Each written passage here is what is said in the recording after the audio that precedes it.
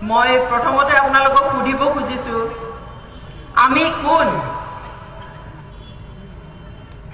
আমি কোন হয় আজি কি হিচাপে আহিছো ইয়াত আমি কোন বুলি আহিছো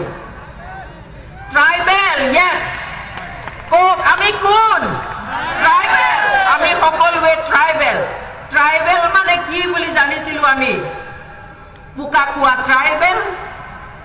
গাহৰি খোৱা ট্ৰাইবেল শামুক খোৱা ট্ৰাইবেল জংগলৰ শাক জংগলৰ পাত আলু খোৱা ট্ৰাইবেল বেং খোৱা ট্ৰাইবেল কেঁকুৰা খোৱা ট্ৰাইবেল হয়নে নহয়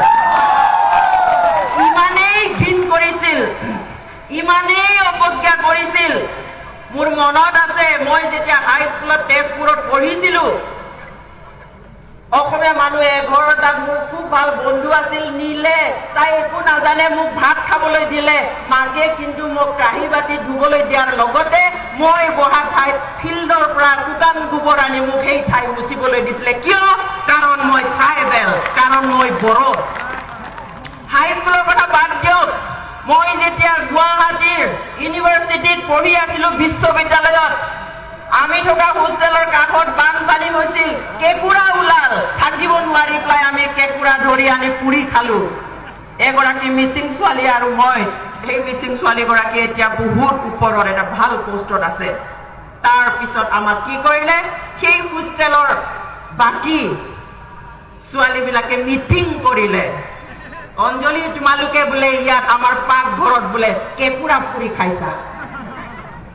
কেনেকুৱা কথা বহুত পাইছো বহুত দেখিছো তথাপিতো আমি গৌৰৱ অনুভৱ কৰো উই আৰ ট্ৰাইবেল আমি জনজাতি আমি ট্ৰাইবেল সদায় পোক খাম সদায় গাহৰি খাম সদায় শামুক খাম যি পাৰো চব খাম আমাৰ আইডেণ্টিটি আমি সদায় ৰাখিম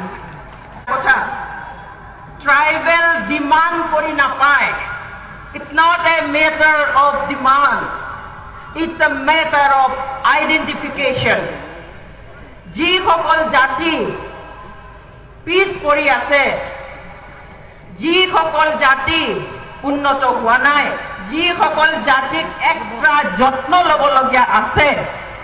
সেই পাঁচটা ক্ৰাইটেৰিয়া যিসকল কৰে তেওঁলোকক চৰকাৰে নিজেই বাছি চাই যে এওঁলোকক ST ষ্টেটাছ দিব লাগে বুলি আইডেণ্টিফাইহে কৰে বিচাৰি পেলাই দিয়ে কিন্তু ডিমাণ্ড কৰি নাপায় এইটো ডিমাণ্ড কৰি লোৱা বস্তুৱেই নহয় কিয় বুজি পোৱা নাই আমাৰ অসমৰ ST বিচৰাসকলে it's not a matter of demand it's a matter of identification